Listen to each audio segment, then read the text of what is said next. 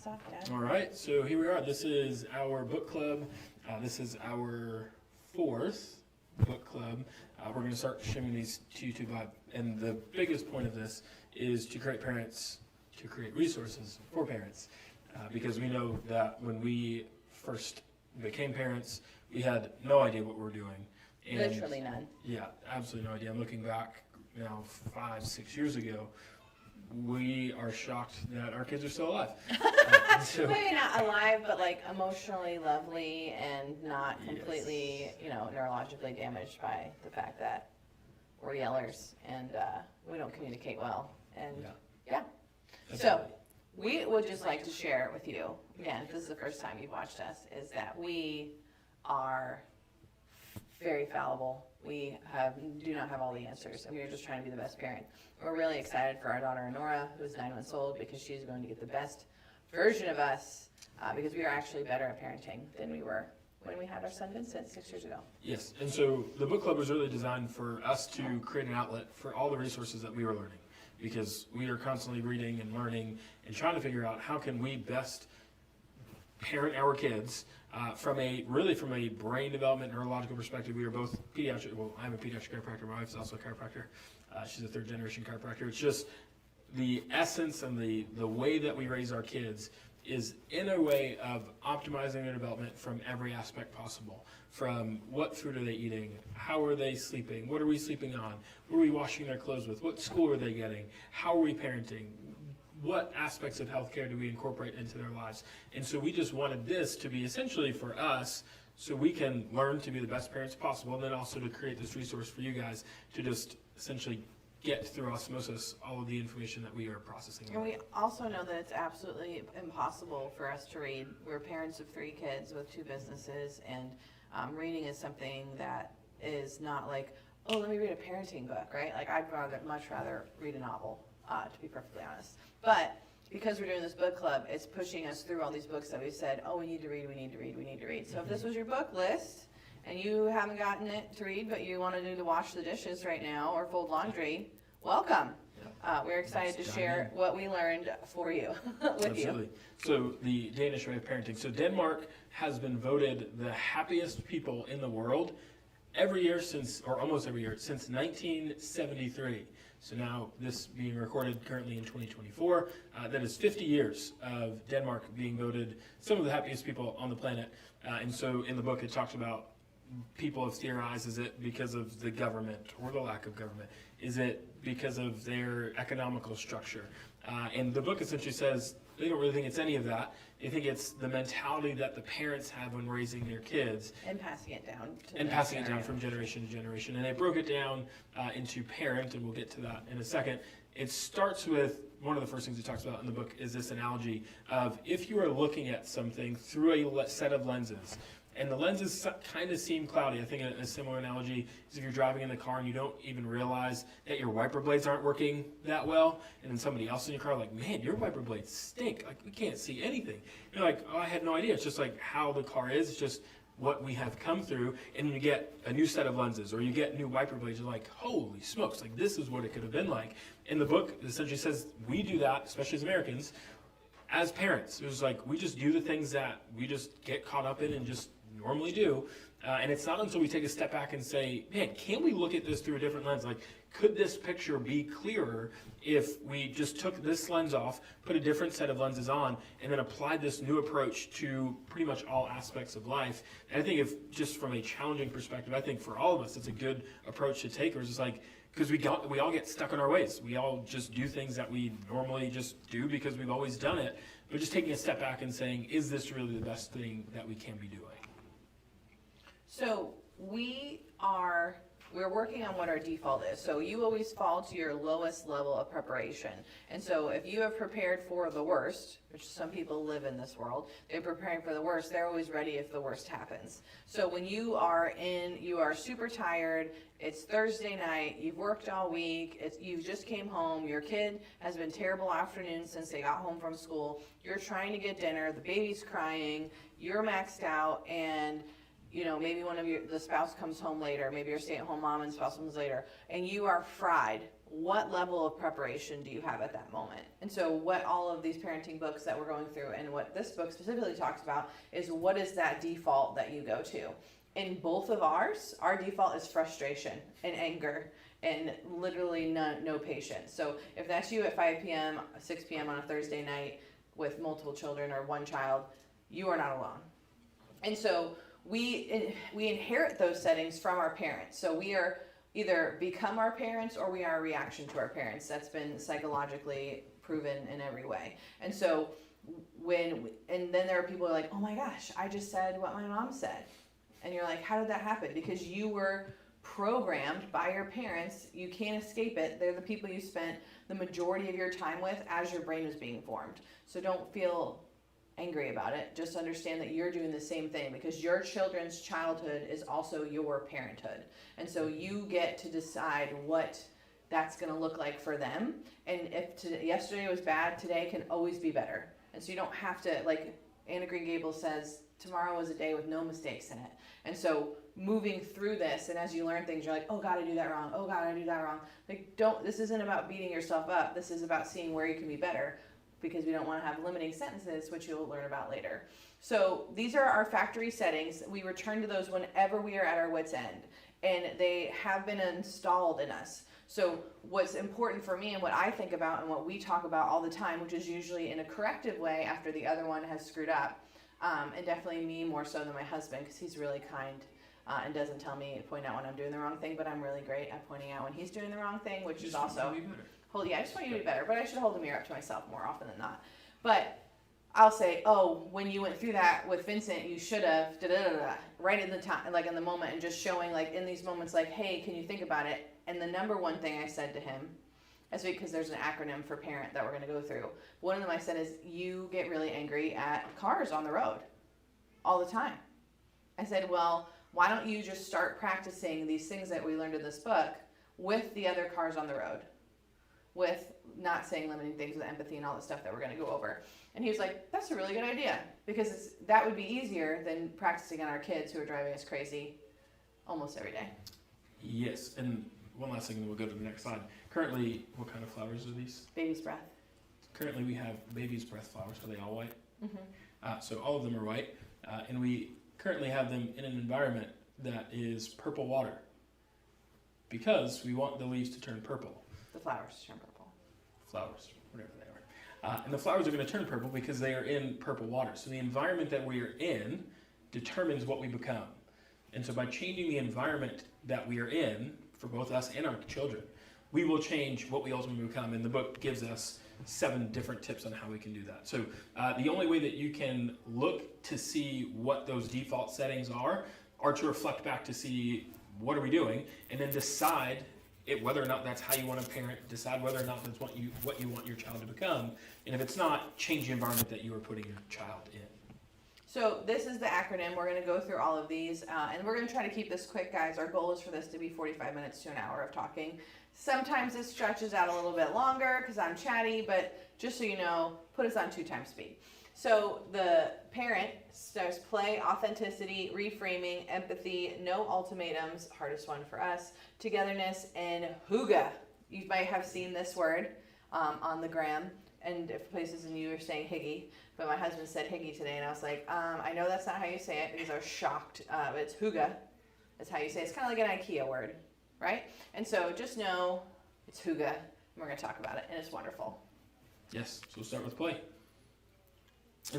You go, babe. You go. You got it. So play is one of the most important things. Right now we're standing in our enchanted cottage. It's a play space that we created for brain development. And play is the work of the child, and it's a super big focus for us with parents and with the people we take care of as chiropractors and just the community that we're building. And so when children are allowed to play independently or play with an open-ended outcome, so that's like with blocks, outside, making mud soup, building forts, those are open-ended things.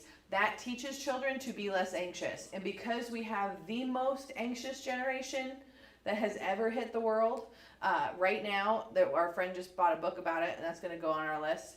But we want to see what we can be doing today to delete that from this generation, because right now we have the sickest, saddest, most medicated generation of kids, and it is a huge important part. You skipped forward on me.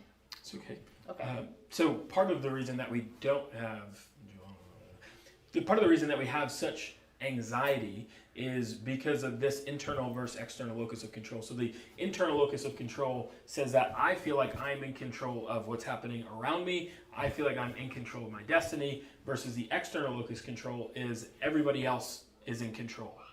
And so they did this test in the 1980s. I believe the number was 70% of kids thought that they had this internal locus of control, that they had power.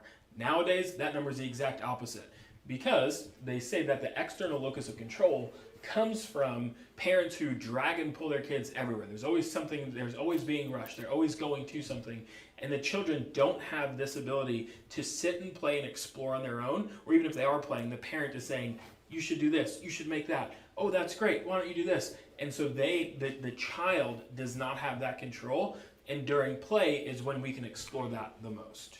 So we want to encourage you not to intervene and try to tell your kid how to play, or like to say, you should use this toy this way, or Correct. Why don't you build a barn for your horses? We really just want to give the kids the magnetiles, give them the little animals, and let them go crazy. And when we give this space and we respect this zone, this encourages the kid to have an internal locus of control. So yesterday our son stayed home from school because he had a cough and he needed to rest. He had slept all the way until we were supposed to leave.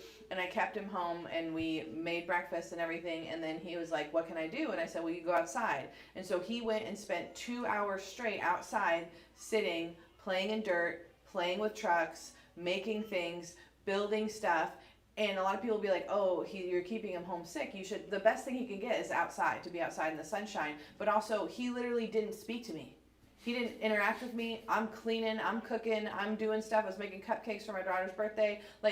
And he was completely immersed in his own world. And he's out there acting things out and having all these things, because everything we've done is to create a space for our children to have this internal monologue, creating characters in their mind and doing that. Because when we had our son was very small, he watched Paw Patrol. We didn't realize how negative that could be. And there's no hate on Paw Patrol, but our son would not, everything he had, every red thing he had was Marshall, every blue thing he had was Chase, and everything was them saving the day in whatever that city is called. I can't remember now because we haven't watched it in so long.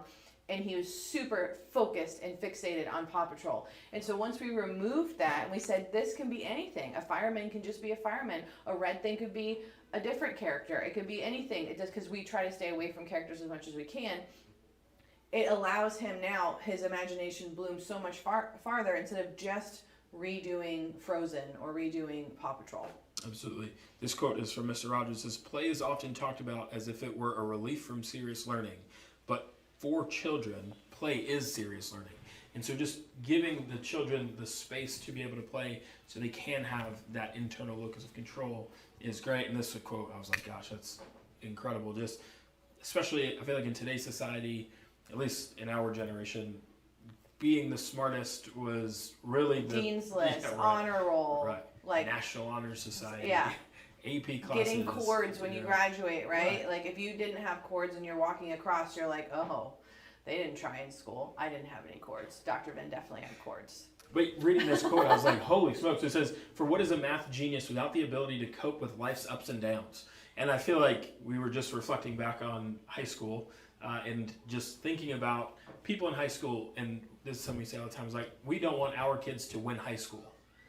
Like, high school should not be the apex of your lifetime achievement. But that is what so much emphasis is in today's society as well. How fast can you learn to read? How smart can you be? And focusing all this stuff on attention and education, and taking away from play, because if their child is playing, then they can't be reading, they can't be learning. But really, that is the essence of a child learning. Like, one of the saddest things that we see here at the Play Space is that we have almost all open-ended toys. And so when a child comes and just kind of sits there and is like, I'm bored, I don't know what to do, we're just like, man, just imagine, because I feel like that's so much of me in there. We're just like, if something is not this specific Paw Patrol toy, this child doesn't know how to play with it. Because they can't use their imagination to say, man, this is a car, what can this car do? Because there's no storyline created for them. And now we know in today's society that, and the education is not the differentiator. In the 70s and 80s and maybe in the 60s, the only way that you would have access to information is if you got it at some sort of higher learning institution. But nowadays, the biggest differentiator is the right brain activities. What do you do with that information? What is the creativity that you can have?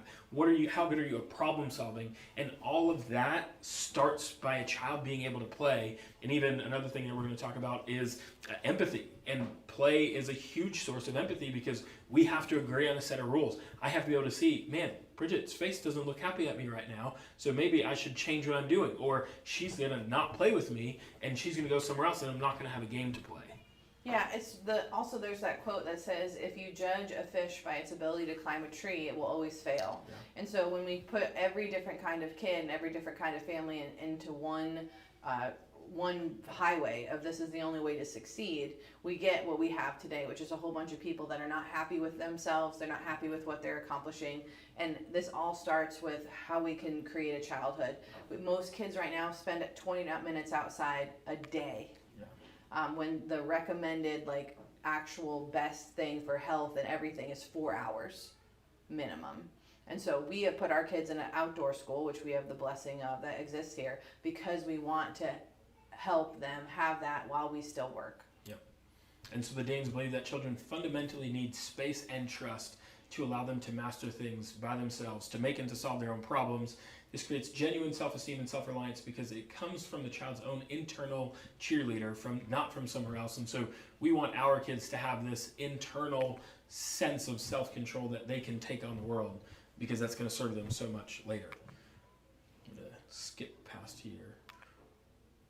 And so scientists found that when children or animals were deprived of playmates during a critical stage of their development, these animals became stressed out as adults, overreacted to challenging situations, were unable to cope well in social settings, and they would react either with excessive fear, sometimes running, shaking into a corner, or with exaggerated aggression, lashing out in rage.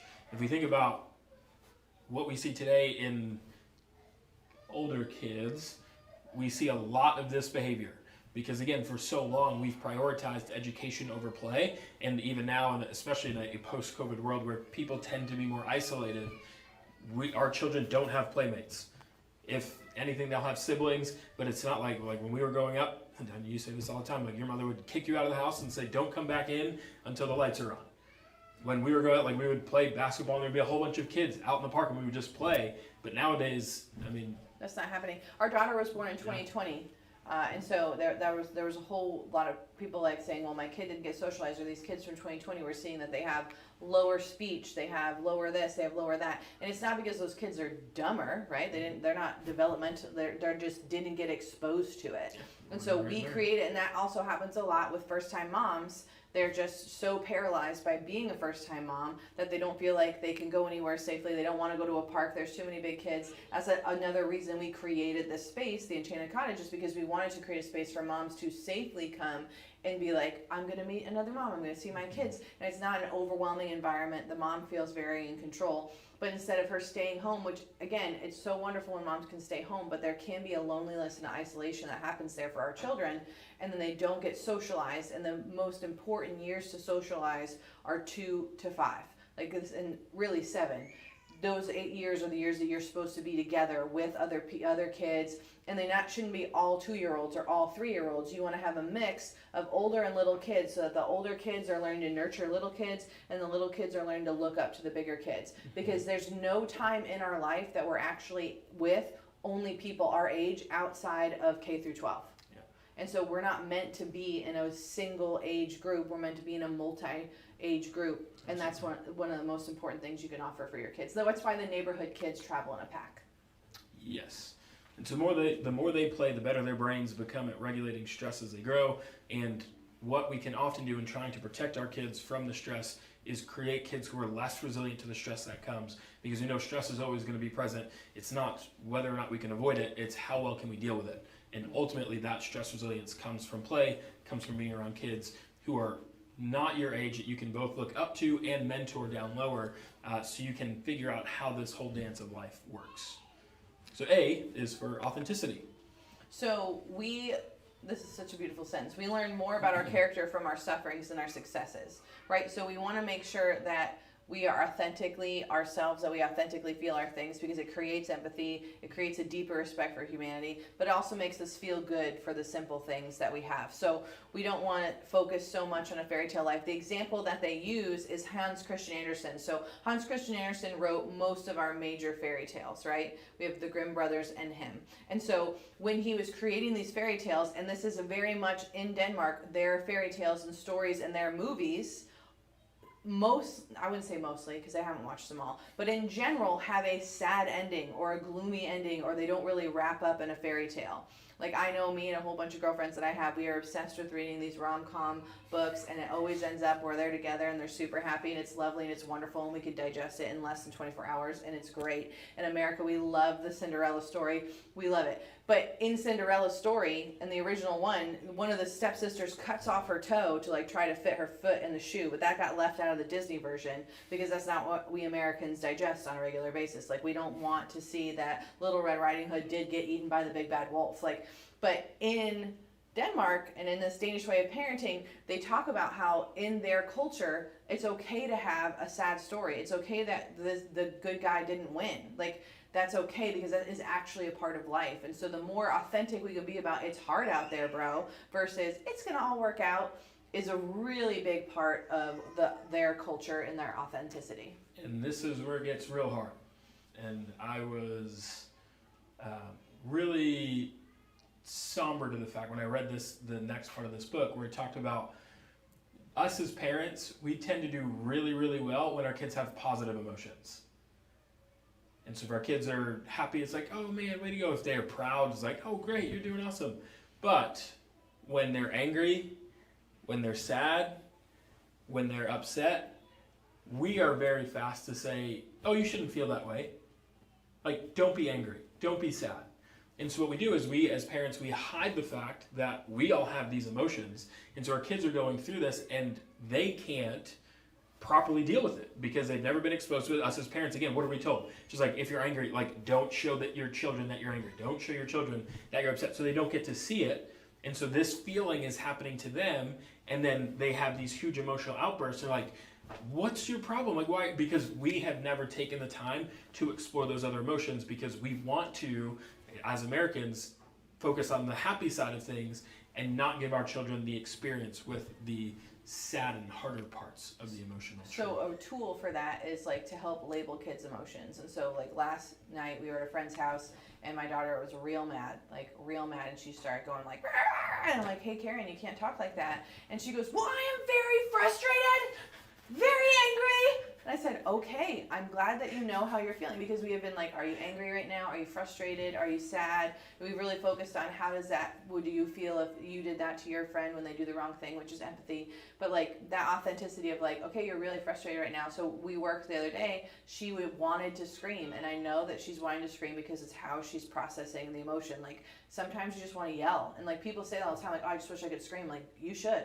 Like, you should go in your room. And so what I taught Karen was that she could put her face into a pillow on the couch and yell as loud as she wanted, and it wouldn't bother anybody.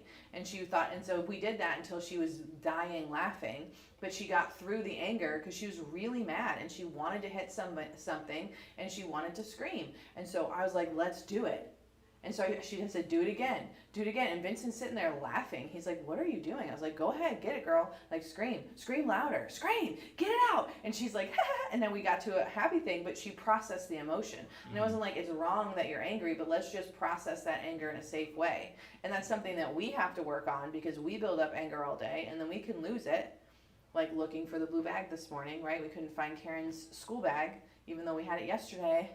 And the frustration that we both had stomping around the house looking for this dumb bag, like, why can't we just find this one that like it didn't go anywhere? And we still haven't found it, but we didn't handle our anger well. We didn't, and so we're learning. But they also, so when we see them not handle their anger well, which is our biggest problem personally that we've inherited down our family line, that's where we have to look, because we see our kids handle their anger real poorly and we're like, oh, that's us right there. They're doing what we do. Yes. And so we are authentically angry. We need to be better at dealing with it. Yeah, and part of dealing with a positive emotion is we tend to give over compliments to our children. It's like, oh man, you did such a good job, X, Y, Z. And in the book it talks about having a fixed mindset versus a growth mindset, and a lot of this comes from Carol Dweck's work, and it's fascinating in all the studies that show if you compliment somebody on their abilities, they will be less likely to perform in the future. So if you say, man, Bridget, you are just so smart, what Bridget's going to say, and her mentality is going to be, and this is all subconscious, it says, man, I am so smart, so I shouldn't have to work hard.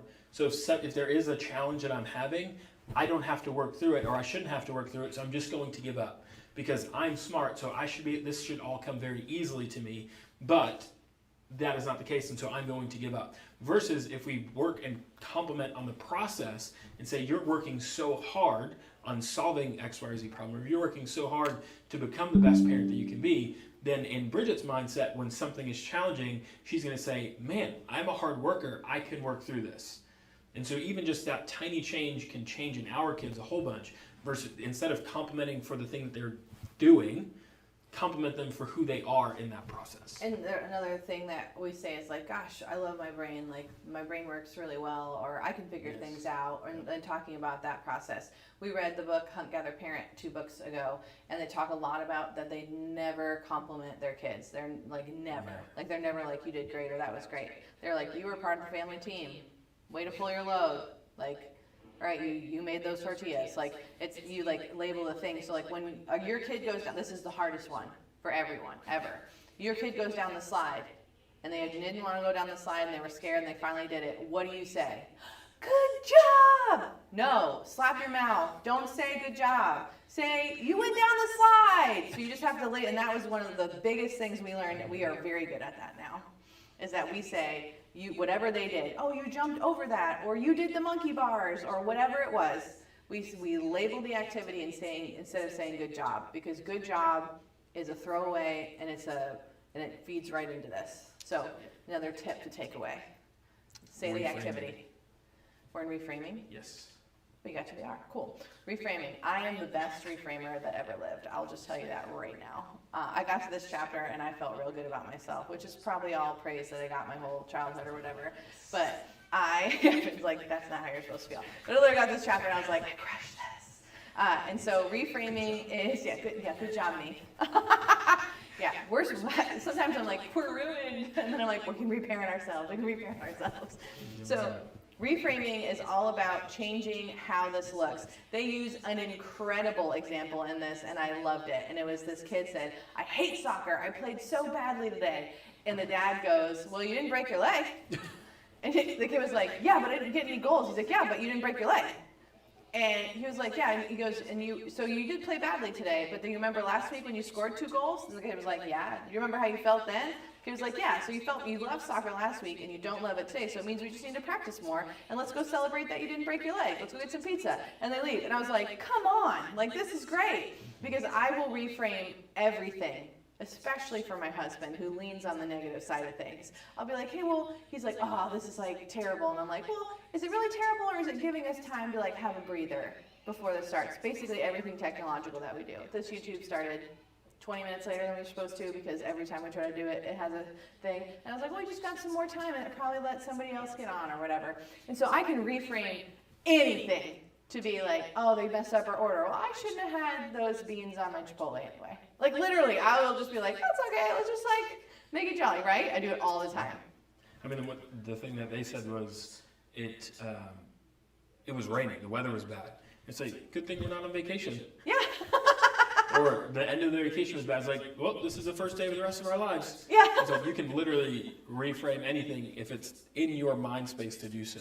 But they do it as a culture. Correct. So like their parents and friends. So if you were like Johnny Dumpster, like you just like, oh, like whatever, and they'd be like, wow, everybody would be like, stop that, like let's reframe it.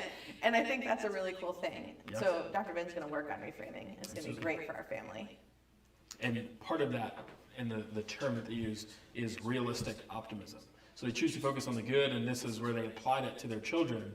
We're just like, they choose to focus on the good things. So when they talk about other people, they talk about the good aspects of them and the qualities that they enjoy and they want to essentially bring about. Because if you focus on that for your kids, then that will expand. You say, man, Johnny, again, is a hard worker. Johnny, whatever it is, then your children are going to see you talking about other people in that same manner. And when you talk about them in that manner, then they are going to be able to see that in themselves. And they're going to be able to see it in other people, which is going to help them first for the reframing part, but then also, especially when you get into empathy, it's going to be important. It's the thing last night when Karen was frustrated, and I feel like I could have taken another level. And she was like, I'm so frustrated. She was frustrated because she was playing with her friend's dolls. We were at a friend's house, and her friend wanted to play with the doll too, and so she took it back. And now, in that girl's defense, it's her doll. Now, we are not sharers. We're not pushing sharing. We have lots of feelings on sharing. If somebody walked in and they said, give me some of your sandwich, you'd be like, no, bro, this is my sandwich. Like, literally no one wants to share. Like, using things collaboratively is one thing, sharing is not a real thing. So I was like, well, she wants to play with her toys. And Karen was like, she snatched it from me, I'm really frustrated. And I said, well, why don't you tell her why you were frustrated? But what I could have said is, isn't it nice that we're here and you get to play with her dolls? Because you don't have these dolls at your house. And so it's really great, and I'm sure it's really exciting for her to see you play with her dolls, and she didn't remember she had those, and now she wants to play too. So isn't it nice? And so I could take it a level farther with Karen. And then the other thing we do before we have friends come over, I say, listen guys, our friends are coming over, so they're going to play with things that you may not have been playing with for a while. We're not going to take them. If there's something you don't want your friends to play with, let's put it away now. But other than that, everything that's out, we're going to let our friends play with before us, because we are a generous family. And so, and just saying, like, we're going to help our people feel welcome in our space. And, like, talking to your kids before, you know, things are going to be argued over, and also doing a timer to take turns, because we're all about taking turns. We're not about sharing in our family. And having those conversations to prepare your kids. And then when they're actively happening, talking to both kids. My friends and I are really great at being like, hey, do you see how this person is feeling in this? And having that realistic optimism, but also reframing, like, oh, it must be really hard for Johnny because he doesn't have a fire truck that he can ride on, and you guys do, and you get to ride it all the time. So let's give him a longer term, because when he leaves, you get to keep the fire truck. And it's just like those kind of things where we're talking through and we're helping them understand what's going on. Yeah, you were definitely very intentional with that, for sure. And it makes a huge difference. So everything that the reality that we live in, our day-to-day life, if you have a hard life or a sad life, or if you have a happy life, there's people that you're like, wow, they're just generally jolly, right? That is the language that they use. It's a choice that they make every day. If somebody is a bummer, I mean, they are making bummer choices. And so all change involves a change in language. The problem is only a problem if it's referred to as a problem. So you could literally, worst thing that I think could probably happen to my husband in the history of the world is we're on vacation and our rental car would break down. He would not be okay, because the number one thing that Dr. Vin wants in his life, something is happening, wants in his life is freedom. Like, he wants to be able to, like, the battery is low on the computer. So if our car broke down, he would lose it. And so I would, in this, just say, like, okay, so it broke down. They're gonna come and help us. They have to. This is what we pay for a rental car for. But also, like, we're in this beautiful spot, so why not enjoy this? It's right here. Our laptop's gonna die, because, you know, that's the technology. But the great thing is, we have the power cord, and we have our friends here behind us who are listening to us talk that are helping us plug it in. And so it's gonna be great. You got it, girl. All right, so yeah, we can go over. It's okay. People know this is real life. And so reframing it, because that would paralyze him, and then he would be mad. He could let himself be mad about that the whole rest of the day. But if I was like, well, look, we had this car break down in this really beautiful spot, and we have food in the car, or we just, let's have a picnic, or we just ate, or like whatever. Like yesterday we were driving and it sounded like our wheel was gonna fall off, and so I told the kids, like, hey, you know, we gotta make sure our seatbelts are extra tight. Like, let's be ready in case I think something was just in the tire and we were fine. I was like, and they said, well, what's going to happen if we break down? Because the kids are like, oh, I see, this is very serious. We're talking about if the wheel fell off. I said, well, if we're closer to Aunt Jen, we're going to call Aunt Jen and Uncle Jason will come save us. Or if we're closer to Daddy, we'll call Daddy and Daddy will come save us. Like, that's just it. Like, somebody will come save us. And Vincent was like, will we call the police? And I was like, we probably will. He's like, well, we need an ambulance. I go, if I'm a great driver, no. You know, like, this is the whole conversation we're having in case, you know, our wheel fell off the car. Was that likely? No. But it was a concern I was having. So I was just voicing it and sharing it with my smallest humans. And we were just talking about what are the what ifs. Because that's what anxiety comes from, not knowing what's next. So I was like, okay, worst case scenario, the car falls apart. What am I going to do? And so I just shared that with our children so that if it happened, the kids would be like, well, you did tell me the wheel was going to fall off, Mom, and so I'm not going to panic right now, and thank God I have a car seat, you know? Yes. And again, the importance for our children, so this quote is directly from the book, the more they focus, talking about children, on talking about the values and skills she liked about herself, the more positive and loving the storyline about herself became. Slowly she began to define herself in a new way. And so when we can reframe how we talk about ourselves, how we talk about other people, our children are going to reframe how they talk about themselves, and obviously that has huge impacts on them developmentally. Danish parents are good at helping their children conceptualize their emotions and guiding them into finding something more constructive instead of a disparaging or limiting belief. And again, all about reframing there. Once a child finds a better story, try to repeat it so it sticks, and to tell them that story over and over and over again, because again, that is the environment that they are in, so it's going to be what they become. So we gave bows and arrows to our friends and bicycles. These are the two things that I will tell you about now. And our son can easily become a defeatist because he's the firstborn, so he tends to perfectionism, and we put a lot of pressure on him as being the leader of the kids and everything. But he's like, I'm terrible, I can't ride a bike. And we were like, well, you can. And so we got to ride the bike, and now he can like stand up on his bike seat, and he's crazy good at it, and he can do tricks, and like he's the youngest bike rider in his group of friends. Like he just loves it, right? Like he's just all about it. No training wheels, like he's empowered. And so we were doing this bow and arrow thing, and he was terrible at it. And he couldn't get the arrow to fly, and I could do it, and Daddy could do it. And he was like, why can you do it? I was like, well, first of all, bro, I'm 40. So like, I have a lot more practice. This is not my first rodeo. It's your first time touching a bow and arrow. It's obsessed around with it. And then we gave it to our friends, and the daughter, she was having a hard time, and I said, listen, do you remember when you started doing this and it was really hard and you're not great at it? And she's like, yeah. I was like, but now you're really good at it? She's like, yeah. I was like, you're going to do the same thing with archery. So let me show you a few tricks. And then she came in and she's like, Vincent says that I'm holding it wrong. I was like, well, I bet that you can hold it wrong and shoot it farther than him. So don't let him tell you what to do. If you're shooting it the way you want to shoot it and we worked on it, you're good, girl. And I was like, do not worry. Like, he cannot speak over you what is good. He's just jealous that you're good as fast as you are. So you just go show him that you're the best archer in the whole world because you are going to put in the work. And she was like, I am. I said, and I bet you don't lose any of your arrows because he's lost all but 3 of his. And she's like, I won't. I was like, that's right, girl. And so just focusing on like, yeah, my son is being a jerk because you now have the thing that he had that nobody else had, and he felt he's so good about it. And he's now saying, oh, I'm so good at this, even though he whined and cried about it when he couldn't do it. And so we're going to help you get there, and then you can even be better than him, and you won't lose your arrows because I know you take care of toys better than my kids.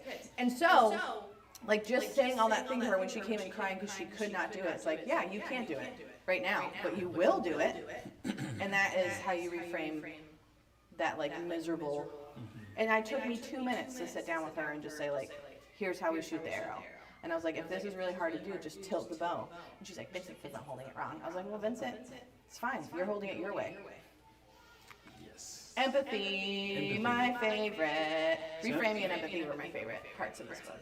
Empathy is the ability to recognize and understand the feelings of others. It's the ability to feel what someone else feels, not only to feel for him, but to feel with him.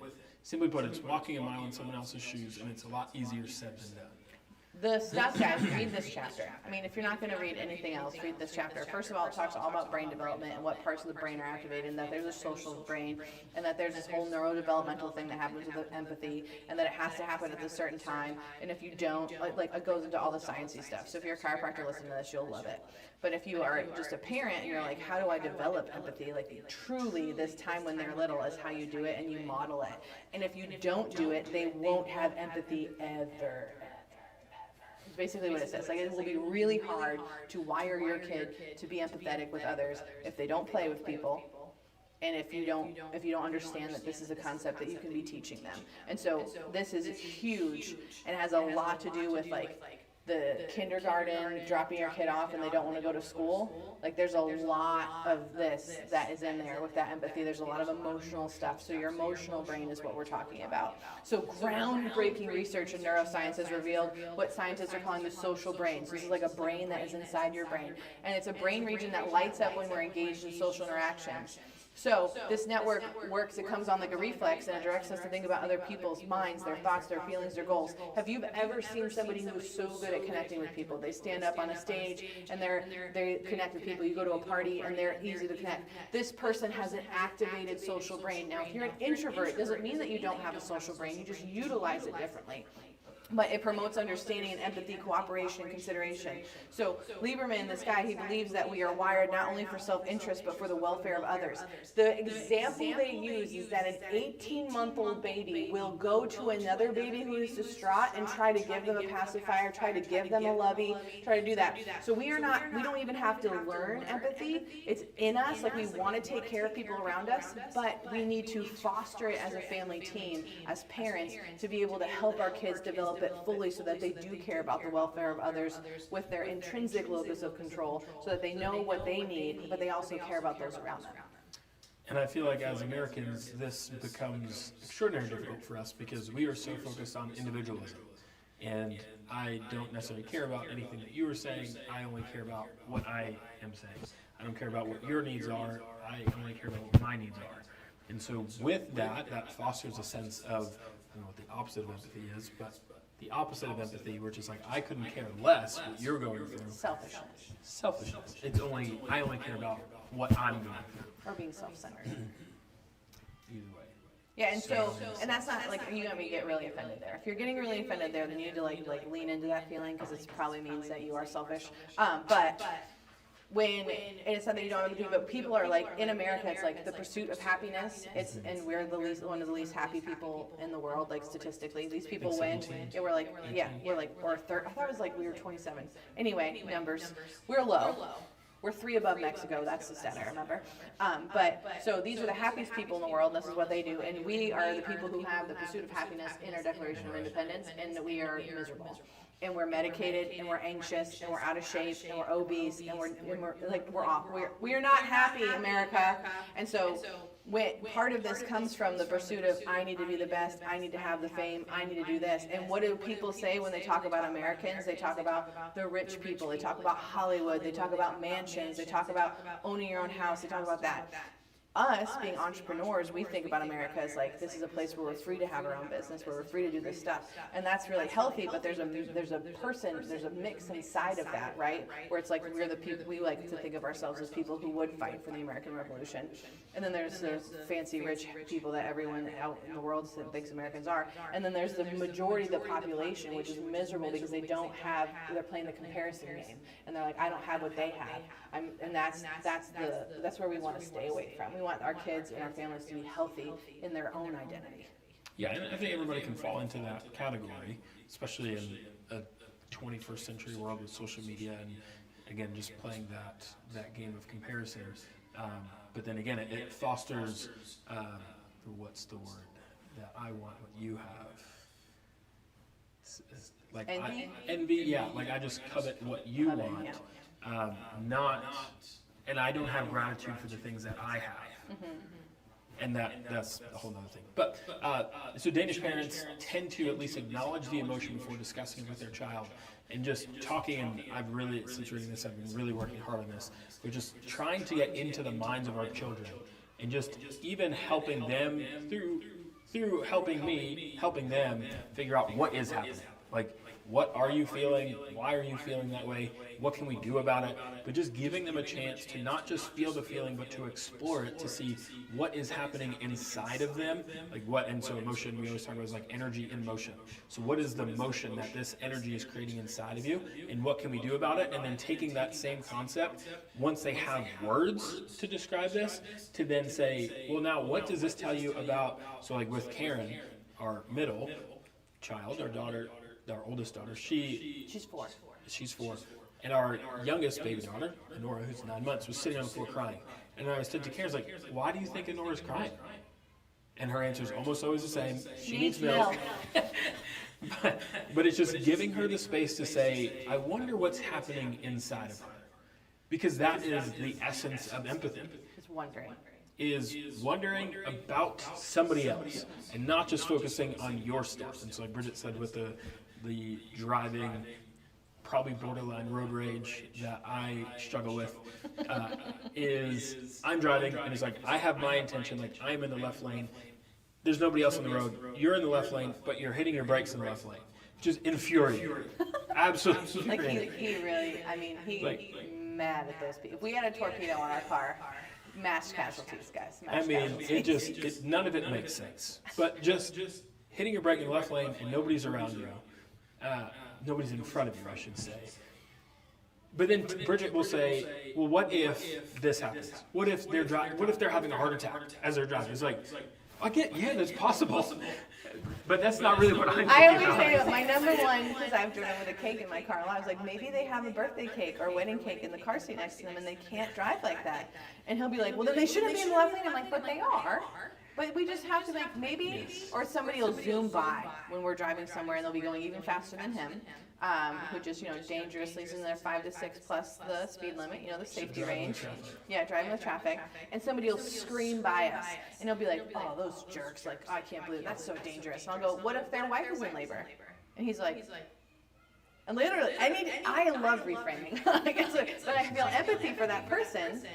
Because I'm just like, well, what if they're having a hard day? Or what if I said, what if they're on the phone with someone and they're getting broken up with, #happened to me way too much in my life, or because I drove a lot, or they are getting bad news, or something like that. Like, you don't know, or they just lost their job. And so they're in the left lane, but they're not really thinking about what they're doing. Like, there's a lot of things you can be empathetic with these people that are on the road, in the left lane, driving slower than they should.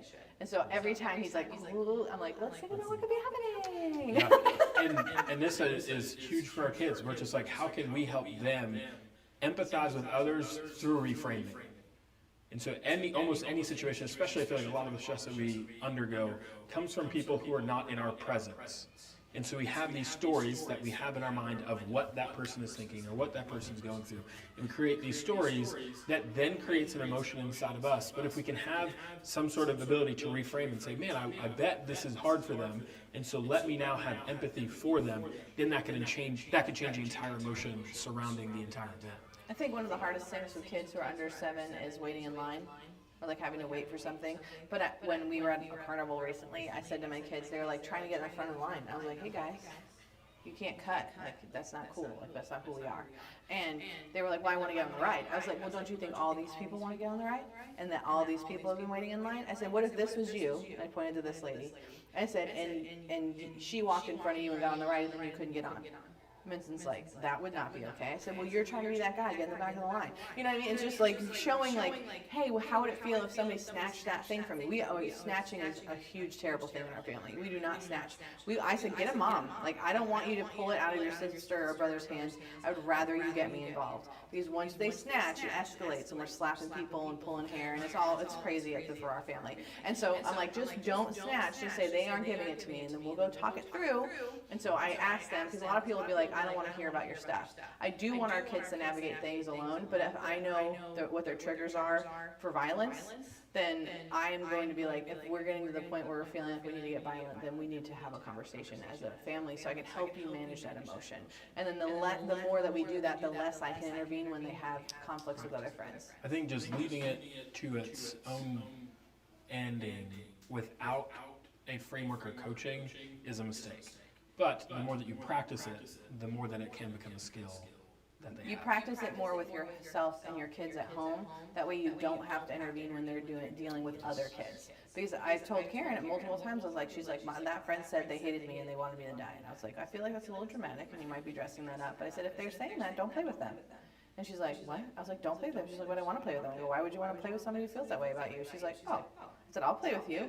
Or ask your brother. And she's like, okay. And then she's done. I was like, yeah, they don't have power over you. And so if you're working on it in your family unit, then it's going to be easier to execute when you're at the playground, at the play space. Yeah, and this is from one of the best parenting resources we've ever come across called Family Teams. And they talk about how all too often we just throw our kids out into the middle of a game without ever giving them any practice. And so how can you structure a practice routine for your kids with all the skill sets you want them to have? So then when they do go out into the game in public, they have practice enough to where it's a skill set that they own, not something that they're trying on for the first time. So the N is no ultimatums. So it talks about there's 4 different types of parents. There's authoritarian, authoritative, 2 different ones, permissive and uninvolved, and essentially just depending on how much do you demand of your kids and how much support do you give them. And so a very high demanding parent with no support or responsiveness is authoritarian, which is like, you are going to do what I tell you to do because I tell you to do it and for no other reason. Like, just obey me. I am the king of this castle and you will do what I say no matter what. Correct. Authoritative parents are very demanding of their children, but they also give them some more support, and they're more responsive. Permissive parents have low demands, but they give them a ton of support, and uninvolved parents have no demand, and they're not supportive. What at all. would you call us? Gosh, I feel like I would like us to be authoritative. I feel like we lean towards authoritarian. Yeah, so we're working, guys. I just thought I'd share who we are. I just Not the best parents, but working to be better every day. every day. Because the natural default is I'm bigger, I'm stronger, I'm louder, you're going to do what I say. Oh, yeah. And if you don't do what I say, I'll make you do what I say. And again, that is authoritarian.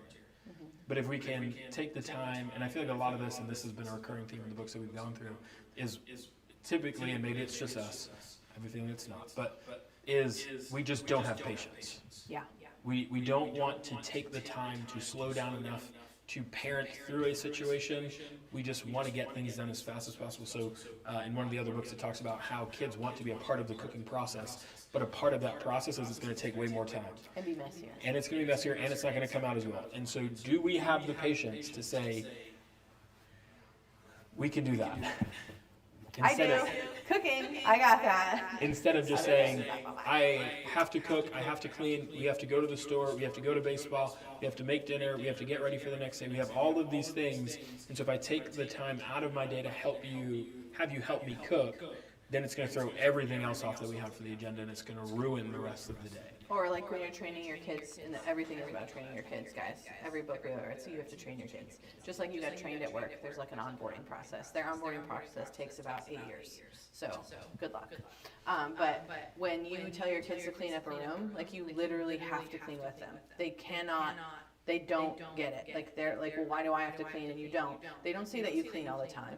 Vincent said to me yesterday, he's like, I don't want to do that. I said, well, I don't want to do your laundry, Vincent, and I honestly don't want to make dinner tonight, and I don't want to clean this up, and I don't want to do that. So could you please just do the diapers for me? Like, can you just make 3 piles of the diapers? I'm not going to fold anything, just make piles. And he's like, I don't want to. I said, I get it, man. I get it. I don't want to either, but we're going to do it, okay? And then you can do, what is it that you want to do? He's like, I want to do this Lego thing. I was like, cool. So let's just spend 5 minutes doing these diapers, and you can do the Lego thing, okay? He's like, okay. Because my son, you can talk to. Whereas Karen, our daughter's like, no. Suck it, Mom. Like, she's just like, well, not. And I'm like, okay. She's like, yeah, I'm too tired. One time she said, I have too many babies, Mom. I can't help you, because she had all her babies lined out. And that was the truest statement I ever heard in my life. She's two, almost 3. No, Mom, I'm sorry, I can't help you. I have too many kids. I was like, amen, girl. You do. You lay down. Take a rest. Yeah, and the problem with no ultimatums comes in when you say, Karen, if you don't help me now, this is going to happen. I'm terrible at this. I don't like this chapter. Just putting it out there when you're reading the book, if you read it. And so, yeah, if you don't help me now, because now this creates a stage of animosity, right? And now the table is set, well, whose power struggle is going to win? And eventually everybody loses. And so part of this chapter what they talked about is as parents, so hopefully, not hopefully, but it's easier if there's 2 people. Single parents, I don't know how you do anything. You're amazing. 2 parents being on the same page with each other for how we want to raise the kids. Are we going to yell? Are we going to spank? Are we going to threaten? Like, what does this look like?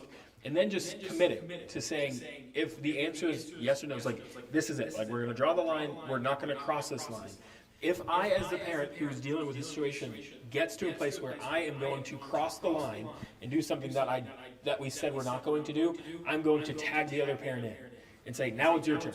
But that can only happen if we are on the same page with what the goals are and how we're going to achieve the goals. And then having also the awareness to say, okay, I am getting to the point where this is going to happen. I don't want this to happen, so I need to tag you in.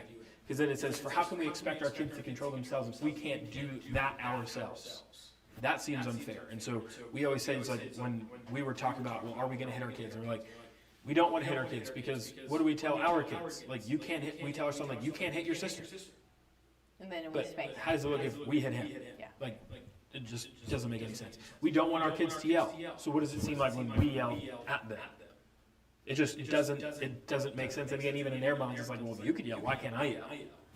You say, well, I'm older. And so that goes back to you're an authoritarian parent. I'll just tell you on Thursdays, Yes. we're really good on Monday morning. We've thought about it. I'm fully rested. I've had 2 parents all weekend. It's great. And then my husband goes to work on Monday.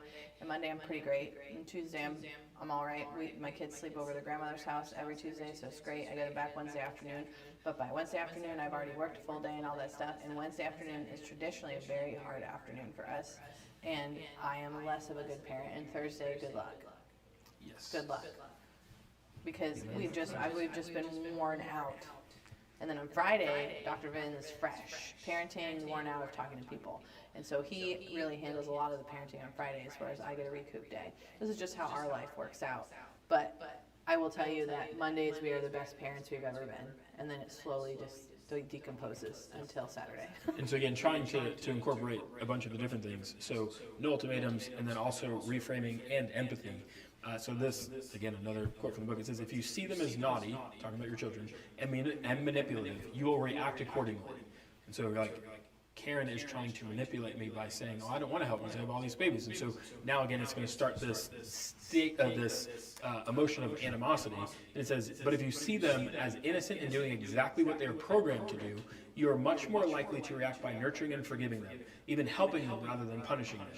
Patience, there it is much more easily summoned when one sees the harmless intentions and goodness in others, in an otherwise annoying child. This is a cycle that comes back to you. Good begets good, calm begets calm. Remember, it isn't the child who is bad, it is the action that's bad. It's always important to make that distinction. Ooh, the camera turned off. Did it die? I'll just turn it off and turn it back on. Sorry, YouTube. Do we have to restream? No, you shouldn't restream. And whoa, it was back. Oh, Here we go. Sorry, you just had to correct the antenna. It's off a little bit. The Mickey Mouse ears.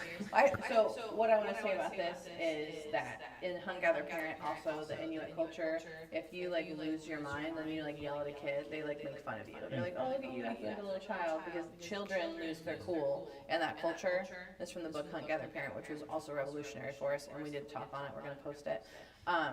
But really understanding that kids are kids, and that they aren't manipulative. So one of the things I've taught a lot of my friends is that when your child smiles at you when you're yelling at them, they are not thinking it's funny that they are in trouble, and they are not manipulating you. They're literally checking to see if you still love them.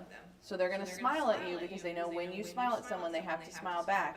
And so when you see your kids smiling at you when you're yelling at them or something, don't get mad that they're like thinking it's funny that you have disciplined them.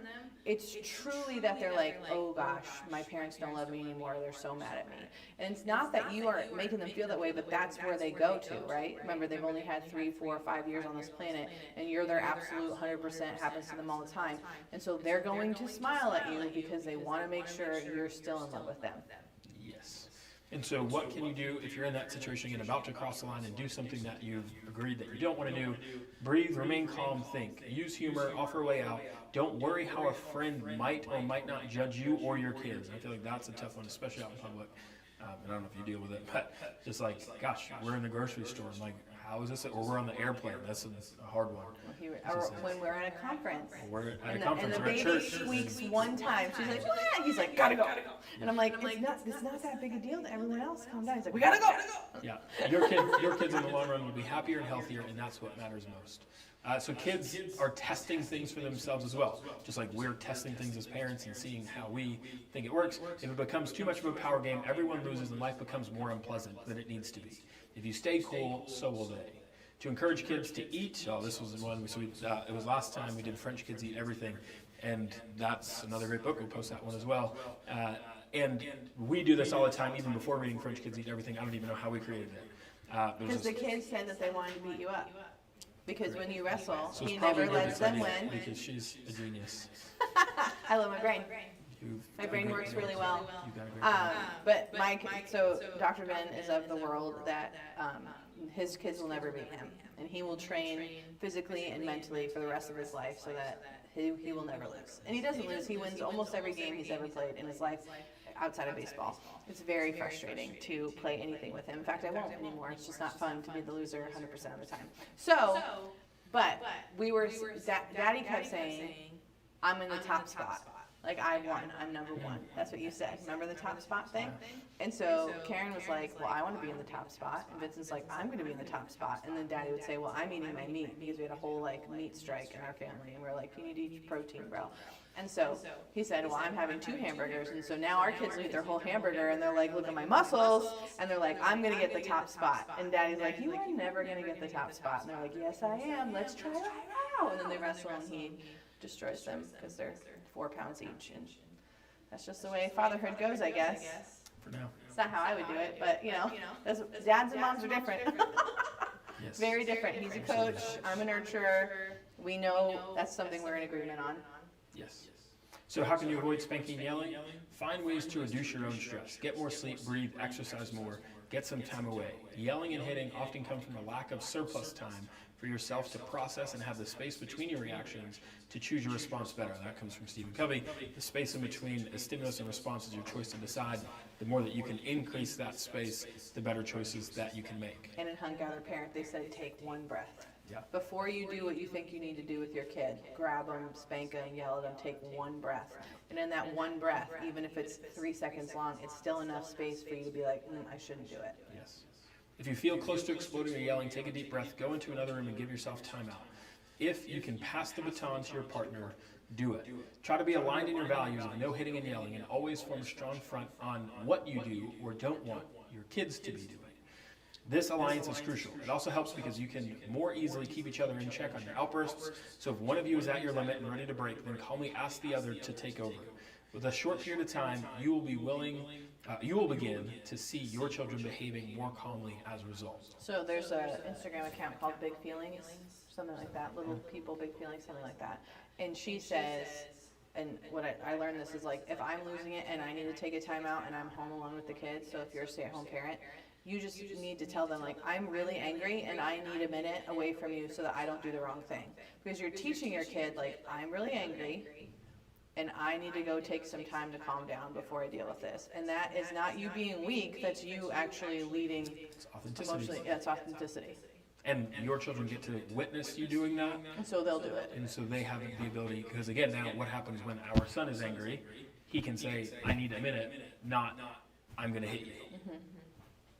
Or he'll walk away and he'll be like, I can't be by Karen right now. And I'm like, good for you. Or Karen will be like, I wanted to hit Vincent, but I didn't. And I'm like, way to go, girl. And then I shouldn't say way to go, girl. I'll be like, you didn't hit him. Working on it. Togetherness and Hooga. hooga. Not Hagee. Somehow. Hooga. Hooga. It's not our language. Not our language. That's very true. Hooga means to cozy around together. And so again, the United States is built on this self-reliance, and so we don't have very much of a team aspect in the book. I don't know if I necessarily agree with all this, but in the book it talks about how in sports, and I guess from a macro perspective, we never celebrate teams. We always celebrate individuals. Like there's a Hall of Fame, where in the Hall of Fame there's people. There's not usually teams. Sometimes there's events, but it's mostly about the person. Kids are sought to seek out other strengths and weaknesses, and how they can be people going deeper than just what's on the surface. And so just creating the space to where that can happen. And so it talks about singing together. And so this is something that we have at the play space because we know the benefits of it from a community aspect, but also for a child brain development aspect. So it says not only does singing together make people happier, but it also makes them feel that they are part of a meaningful group. The synchronicity of movement and breathing while singing together creates a strong feeling of connectedness. Moreover, studies have found that groups of singers have actually been able to synchronize their heartbeats while singing. Performing together releases the happy hormone oxytocin, which lowers stress and increases feelings of trust and bonding. It's for the camera, not for the laptop. One only has to try group singing once you stop feeling silly to feel these powerful effects. It says it's too hot. Let me just do this. We are almost done.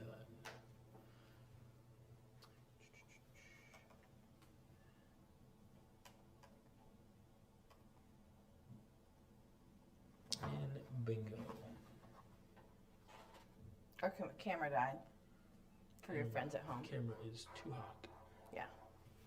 All right, so you get a great view. I got it, maybe you keep going. So, so singing, and so the part of this Hygge, is essentially being a family group and a family team. And this is something that, again, from the group that we learned it from called Family Teams. This has been one of the most instrumental aspects of our parenting journey, of our family journey, of our marriage. Is just like, how can we come together? So Bridget and myself as the leaders, myself as a coach, like Bridget said, like her as the nurturer, and with our kids coming on board as a team with a mission. Teams always have a mission. If you have a team that doesn't have a mission, you don't have a team. It's more of like what is the intramural thing where it's just like there's no games being played, right? Just you're just there to have fun together. But a team has a mission, a team has practices, a team has routines and schedules. And so if you think of your family as a team, especially for dads, it can, because dads typically have a background in sports. We're just like, how can I apply the things that I've learned while playing sports, or the things that I've learned from the best coaches that I've ever had? How can I learn these aspects and apply them to my family? And a big part of this Hygge is starting with that. So people with poor social connections had an average 50% higher odds of dying earlier, which is crazy. And so just thinking about like the community aspect, and again, bringing your family together in that manner. I'm just going to skip forward to here. So the practicing Hygge, there's, I don't know how many bullet points, 8 different bullet points. Be in the moment. And so what it talked about was, don't be distracted by other things. If you guys are going to come together, and so for our family, this is our Friday night typically, where regardless of where we're at, if we're at home, we'll do it at home with all of our stuff. If we're on the road, we still try to create some sort of aspect of this. It's just like, we are in the moment together when we're really good, and we're trying really hard. Our phones will be away, cameras will be away, laptops will be away, books will be away, and it's just our time to be together as a family. And so being in the moment, don't be distracted, and same thing for our kids. Just like we try to clean up the house. This is another thing. So Friday, we practice the Sabbath, and Friday morning, Friday afternoon is a time where we all try to come together as a family and work to clean the house. So especially Bridget can have an environment where she can relax. She can be in the moment, and she doesn't have to think, gosh, I've got a laundry list of 800 things that need to be done. And I'm sure even when the house is perfectly clean, there's still a huge laundry list. But if we can just try to create the environment to where that's less of an issue, so we can all relax, that is huge. Have fun together. Something we've implemented is playing board games with the kids, and we play cooperative board games. Yeah, so you know, it's not all about the dad winning every single time. It's not about dad winning every single time. It's we're all trying to get these owls in their nest, or we're trying to beat these zombies together and use everyone's cards. So because again, it invites that team aspect of how can we work together to accomplish this mission. No one hates losing like a 4-year-old. One of the ways that this gets shared a lot at Christmas, and if you're on Instagram or TikTok, but there's this thing where in this culture, they give away, at Christmas Eve, they all give each other a book, and all of Christmas Eve is spent reading in front of the fireplace. Like, that's what everyone does in the country. And so it's a big practice of Hygge, because there's fire involved, so there's either a fire pit or a fireplace, or you can light candles, you have warm drinks, you have blankets, and you're all reading. And so it's like this, how can we be cozy together? If you ask my son what his perfect night is, he wants to make hot chocolate, eat chicken nuggets, and watch A Christmas Carol. This is still was the pinnacle of his whole life in the last 12 months, and he would like to recreate it at any moment. And anytime we watch a movie, he's like, will someone sit with me? I want to snuggle. And so that's Hygge to him. That's what he really loves. Him and I really love to watch a movie. Daddy and Karen can't sit still, so they would like to go do something together. Whereas Vincent and I could probably watch a movie from the moment we woke up all the way till we went. And so just knowing also what is Hygge for your kids. Yeah, and just knowing, because it's going to be different for everybody.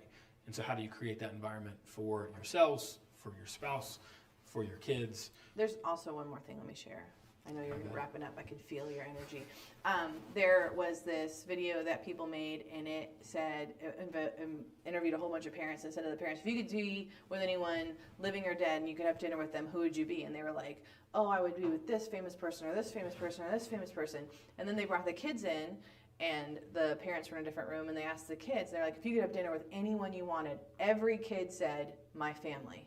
Oh, I'd like to be with my grandparents, or I'd like my cousins to come over. I want to be dinner with mom and dad. They're like, that would be the best dinner ever. Every single kid picked their parents. They didn't pick someone famous. And so you don't have to do a lot to be Hygge. Yeah. Your kids just want you. Yep. You're fallible, yelling, angry, not parenting perfect you. That's who they want. They want to be with you. And the more you can be with your kids and love them authentically and continue to work on parenting yourself so that you can parent better. Because really every parenting book has showed us that we need work, not our kids need work. We are training kids, and the reason our kids are trained in that they don't listen until you count to 3, or they don't do this or they don't do that, is because you train them that way. It's just like we train kids to pee in a diaper, and then we have to train them to pee in the potty. We train kids. We take care of a gentleman who's a dog trainer, and I was asking about him about what he does, and he says, I don't train dogs, I train humans. And I said, well, like, how young can a person be? He's like, if they're human, they're going to be trained. And so, like you said, we are in a training position. And in this training, again, we are the ones who have to be trained to raise our kids better.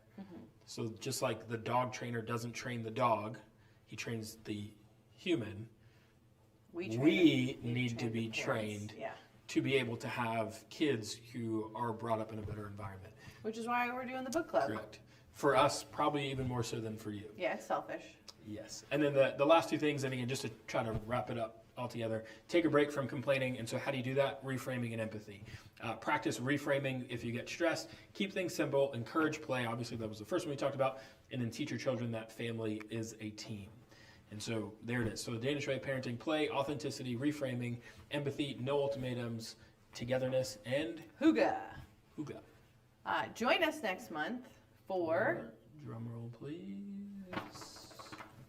Siblings Without Rivalry, because we sure have some. How to help your children live together so you can live too. So one thing I would say to you is that if you had really incredible parents and you feel like you have a lot of this nailed down, you should give them a call and thank them, but also encourage them to be a part of your family's life. Multi-generational teams are the way that God designed the world, and so bringing your parents into the fold as much as you can, but also if they did a great job, thank them. And if they didn't do a great job, just, you don't have to tell them they didn't do a great job. It's not what this is about, but just work on the things. If you saw good stuff in your family coming down, emulate that, and if you saw bad stuff coming down in your family, don't emulate that. It is truly that simple, but that's what we're trying to do. There's things that both of our families did really well, and there's things that they didn't. And we're also going to be a family that does some things really well, and we're probably going to do some other things really terribly, like work too much. And so just know we're all in this with you together. So if you enjoyed this video, comment below, subscribe, do all the fun stuff, and join us next month. We're on the last Tuesday of the month. We'll do this again. And for our hour video, that was probably an hour and 22 minutes. Sweet. Time and a half, 45. What's that? There you go. All right, end it, babe. Hit the right button.